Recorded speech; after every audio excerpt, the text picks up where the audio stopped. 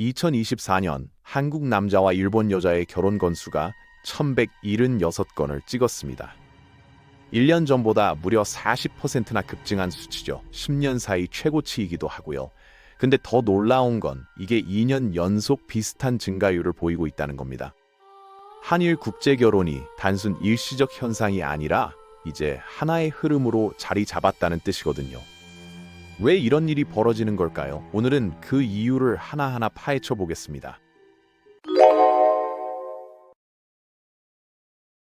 우선 숫자부터 더 자세히 들여다볼 필요가 있습니다. 통계청이 발표한 2024년 혼인 통계를 보면 전체 결혼 건수는 약 22만 2천 건으로 전년 대비 14.8% 증가했어요. 1970년 통계 작성 이래 가장 높은 증가율이죠. 국제결혼 전체로 봐도 2만 1,450건 정도로 코로나19 이전인 2019년 수준을 회복했습니다. 그 중에서도 한국 남성과 일본 여성의 조합이 유독 눈에 띄게 늘어난 거예요. 과거엔 한국 남성의 국제결혼 상대국이 베트남, 중국, 필리핀 등 동남아시아 국가들이 압도적이었는데 최근 몇 년 사이 일본이 빠르게 치고 올라왔습니다. 2000년대 초반만 해도 한일 국제결혼은 연간 500건도 안 되는 수준이었거든요. 그게 2010년대 들어 700건에서 800건 수준으로 조금씩 올라가더니 2023년부터 갑자기 1000건을 훌쩍 넘어선 겁니다. 이건 단순한 증가가 아니라 구조적인 변화가 일어났다는 신호예요. 실제로 결혼 이주 여성 통계를 보면 일본 여성의 비율이 과거 5% 미만에서 최근에는 8%에서 10% 수준까지 올라왔습니다. 숫자로만 보면 작아 보일 수 있지만 증가 속도를 보면 상당히 가파른 상승세거든요. 그럼 왜 하필 일본 여성일까요? 여기엔 경제적인 요인이 꽤 큽니다. 한국의 1인당 국민소득이 2010년대 중반 이후 일본을 추월했거든요. 구체적으로 보면 2018년 한국이 3만 3천 달러를 넘어서면서 일본의 3만 2천 달러를 앞질렀고 2022년에는 그 격차가 더 벌어졌어요. 일본 여성 입장에서 보면 이제 한국은 더 이상 경제적으로 뒤처진 나라가 아닌 겁니다. 오히려 생활 수준이 비슷하거나 때로는 더 나은 환경으로 인식되고 있어요. 실제로 일본 언론들은 한국의 안정된 소득과 고용 조건이 결혼 시장에서 긍정적 요소로 작용한다고 분석하고 있습니다. 특히 일본의 경제 정체가 30년 넘게 이어지면서 젊은 일본 여성들 사이에서 일본에만 머물 필요가 없다는 인식이 퍼지고 있어요. 도쿄에서 대학을 나와도 비정규직으로 시작하는 경우가 많고 정규직을 얻어도 승진 기회는 남성에게 편중돼 있다는 불만이 크거든요. 반면 한국은 IT 산업과 대기업들이 여전히 성장세를 유지하면서 배우자의 경제력 측면에서 매력적으로 비춰지는 겁니다. 경제력이 역전되면서 과거처럼 가난한 나라 남자와 결혼한다는 편견이 완전히 사라진 거죠. 여기에 양국 모두가 겪고 있는 저출산과 비혼 문제가 한몫합니다. 한국도 일본도 자국 내 결혼 시장이 급격히 위축되고 있거든요. 한국의 2024년 합계 출산율은 0.72명으로 OECD 국가 중 최하위를 기록했습니다. 일본도 1.26명으로 역대 최저 수준이고요. 젊은이들이 결혼을 기피하면서 배우자를 찾기가 점점 어려워지고 있어요. 이런 상황에서 지리적으로 가깝고 문화 장벽도 상대적으로 낮은 옆 나라 사람과의 결혼이 현실적인 대안으로 떠오른 겁니다. 비행기로 2시간이면 왕복할 수 있는 거리니까 장거리 국제 연애의 물리적 부담도 훨씬 적고요. 실제로 서울에 사는 한 30대 남성의 사례를 보면 이게 더 와닿습니다. 그는 한국에서 5년 넘게 소개팅과 미팅을 해봤지만 번번이 실패했다고 해요. 첫 만남에서 집은 어디에 있냐, 부모님 직업은 뭐냐, 차는 뭘 타냐는 질문부터 들어오더라고 하더라고요. 그러다 우연히 일본 여행 중에 만난 일본 여성과 연애를 시작했는데 그쪽은 그런 걸 전혀 안 물어봤대요. 대신 취미가 뭐냐, 주말엔 뭐 하면서 노냐, 어떤 음식 좋아하냐 같은 질문을 하면서 그 사람 자체에 관심을 보였다는 겁니다. 결국 2년 연애 끝에 작년에 결혼했고 지금은 서울에서 같이 살고 있어요. 그런데 경제력만으로 설명되지 않는 부분도 있습니다. 바로 문화적 이미지 변화예요. K-드라마와 일본에서 엄청난 인기를 끌면서 한국 남성에 대한 이미지가 완전히 바뀌었거든요. 일본 니혼게이자이 신문 같은 주요 언론들도 이 점을 지적하고 있습니다. 드라마 속에서 보이는 다정하고 가정적이며 패션 감각도 좋은 한국 남자의 모습이 일본 여성들 사이에서 일종의 로망처럼 소비되고 있다는 거죠. 실제로 2023년 일본에서 진행된 한 설문조사에서 20대에서 30대 일본 여성의 절반 이상이 한국 드라마를 본 후 한국 남성에 대한 호감도가 올라갔다고 답했습니다. 특히 넷플릭스를 통해 확산된 작품들의 영향이 컸어요. 사랑의 불시착, 이태원 클라스, 김비서가 왜 그럴까 같은 드라마에서 보여지는 남자 주인공들의 모습이 일본 여성들에게 강렬한 인상을 남긴 겁니다. 여자친구를 위해 몸을 사리지 않고 집안일도 같이 하고 감정 표현도 솔직하게 하는 캐릭터들이죠. 일본 사회에서 남성들은 전통적으로 감정 표현에 서툴고 가사 노동에 참여하지 않는 경우가 많았는데 드라마 속 한국 남성들은 그 반대였던 겁니다. 반대로 한국 남성들은 일본 여성을 어떻게 보고 있을까요? 섬세하고 배려심이 많다는 이미지가 강하게 자리 잡고 있어요. 물론 이것도 어느 정도는 고정관념이지만 이런 상호 간의 긍정적 이미지가 서로에게 호감으로 이어지고 결국 결혼까지 연결되는 경우가 많다는 분석이 나옵니다. 실제로 한 한일 커플 유튜버는 아내가 아침마다 도시락을 싸주고 내가 퇴근하면 현관에서 기다리고 있다는 이야기를 하면서 한국에서는 상상도 못했던 일이라고 말하더라고요. 물론 이게 모든 일본 여성의 모습은 아니지만 이런 사례들이 SNS를 통해 퍼지면서 일본 여성에 대한 긍정적 이미지를 강화하고 있는 거죠.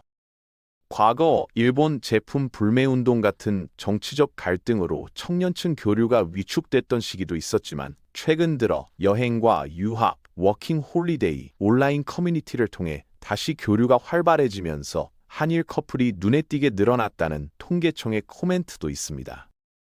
특히 2022년부터 코로나 규제가 완화되면서 한일 간 인적 교류가 폭발적으로 증가했거든요. 2023년 일본을 방문한 한국인은 700만 명을 넘어섰고 한국을 방문한 일본인도 500만 명에 육박했습니다.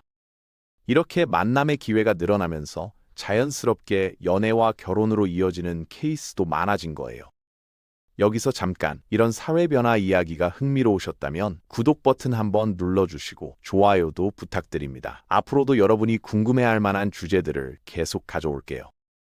여기에 저가 항공의 확산과 비자 제도 완화 같은 제도적 변화도 큰 역할을 했습니다. 예전엔 국제 결혼이라고 하면 뭔가 거창하고 복잡한 절차를 거쳐야 한다는 인식이 강했거든요. 하지만 지금은 한일 간 왕복이 너무 쉬워졌어요. 부산에서 후쿠오카까지 편도 3만 원대 항공권도 흔하게 나오고 서울에서 도쿄까지도 10만 원 안팎이면 갈 수 있습니다. 주말에 부산에서 후쿠오카 다녀오는 것처럼 서울에서 도쿄 가는 게 이제는 일상적인 여행 코스가 됐죠. 이런 물리적 접근성이 높아지면서 국제 연애와 국제 결혼에 대한 심리적 장벽도 함께 낮아진 겁니다.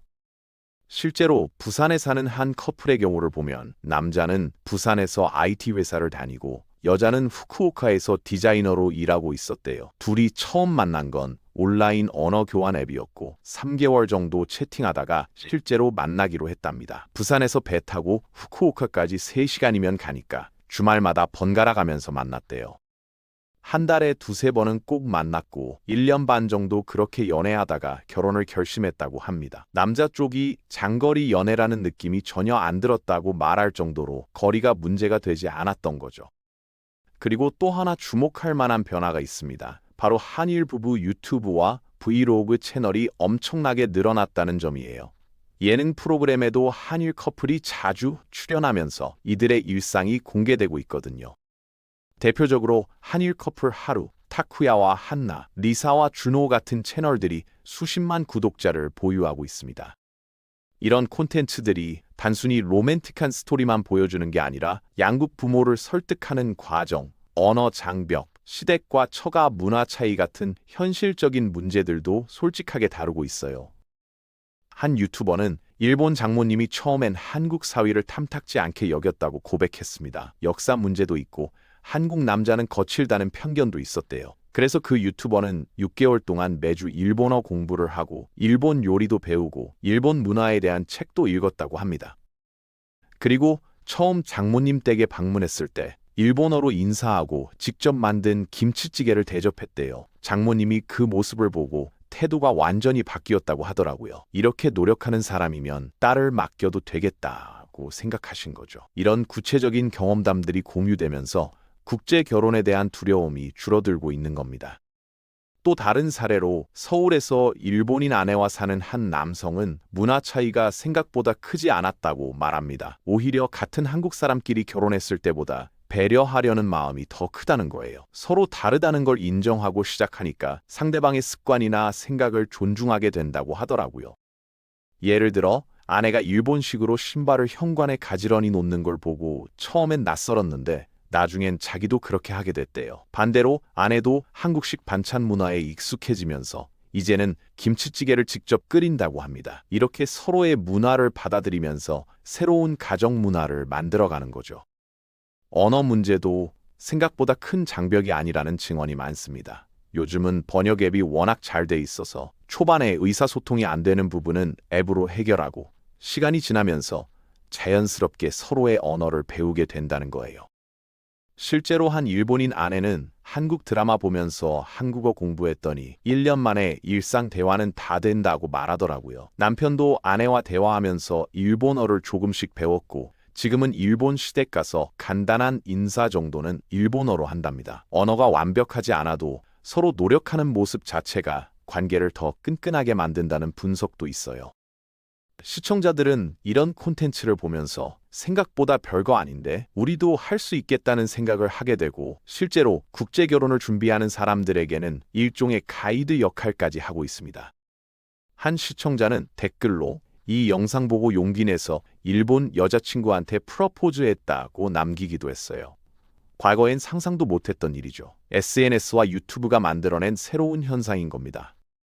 그래서 결국 무엇이 이 흐름을 만들어낸 걸까요? 경제력의 역전, 양국의 저출산 위기, 한류가 만들어낸 이미지 변화, 그리고 물리적 접근성과 온라인 플랫폼의 발달, 이 모든 요소들이 복합적으로 작용하면서 한일 국제결혼이 이제는 특별한 게 아니라 자연스러운 선택지 중 하나로 자리 잡은 겁니다.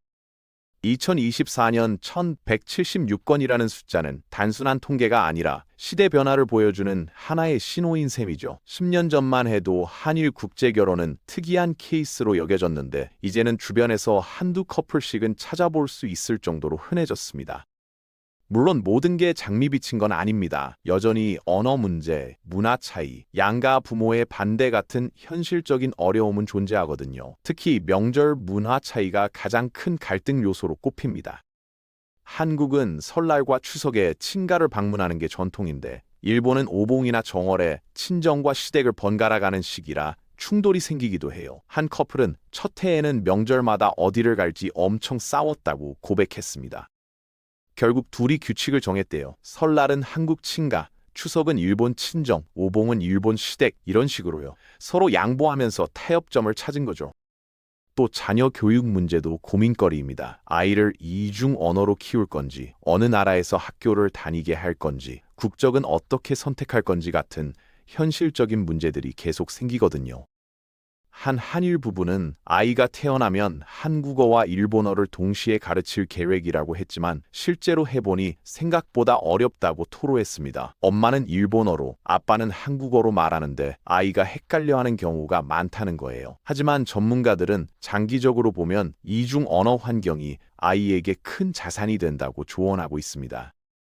그럼에도 불구하고 이 숫자가 계속 증가하고 있다는 건 그만큼 이 장벽들을 넘을 만한 가치가 있다고 느끼는 사람들이 늘어나고 있다는 뜻입니다. 실제로 한 설문조사에서 한일 국제결혼 커플의 만족도가 일반 결혼 커플보다 오히려 높게 나왔다는 결과도 있어요. 서로 다르다는 걸 알고 시작했기 때문에 갈등이 생겨도 이해하려고 노력하게 된다는 분석이 나옵니다. 같은 문화권 커플은 당연히 알겠지라고 생각하다가 실망하는 경우가 많은데 한일 커플은 처음부터 설명하고 확인하는 습관이 있어서 오히려 소통이 잘 된다는 거죠. 앞으로 이 흐름이 어떻게 변할지, 한일 국제 결혼이 양국 사회에 어떤 영향을 미칠지 지켜보는 것도 흥미로울 것 같네요. 전문가들은 2030년쯤에는 한일 국제 결혼이 연간 2,000건을 넘어설 수도 있다고 전망하고 있습니다. 지금 추세가 계속된다면 충분히 가능한 시나리오거든요. 그렇게 되면 한일 혼혈 2세대가 본격적으로 등장하면서 양국 관계에도 새로운 변화가 생길 겁니다. 이미 일부 지역에서는 한일 커플 커뮤니티가 형성되고 정기 모임을 갖는 경우도 있다고 해요. 앞으로는 이런 커뮤니티가 더 확대되면서 한일 관계에 새로운 가교 역할을 할 가능성도 있습니다. 여러분은 이 현상을 어떻게 보시나요? 주변에 한일 커플이 있으신가요? 댓글로 의견 남겨주시면 감사하겠습니다. 그리고 이런 사회 변화 이야기가 흥미로우셨다면 구독과 좋아요 부탁드립니다. 다음에도 더 재미있는 주제로 찾아오겠습니다.